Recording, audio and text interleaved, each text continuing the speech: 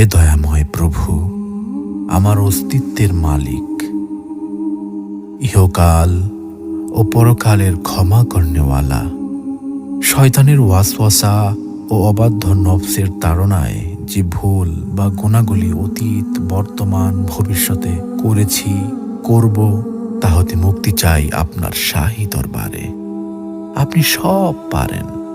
আপনি দিনকে রাতে পরিণত করতে পারেন, আপনি রাতকে দিনে পরিণত করতে পারেন।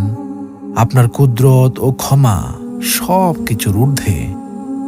আপনি কারো কাছে জবাবদিহিতা করেন না।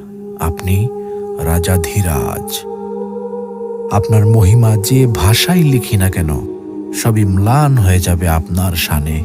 পাপের ভুবনে পাপে পূর্ণ আমি, শত সহস্রবার ভূপৃষ্ঠে কপাল ঠেকিয়ে আপনার নূরের চরণতলে ক্ষমা চাই। হে প্রভু দয়াময়, ক্ষমা করুন নিজ গুণে।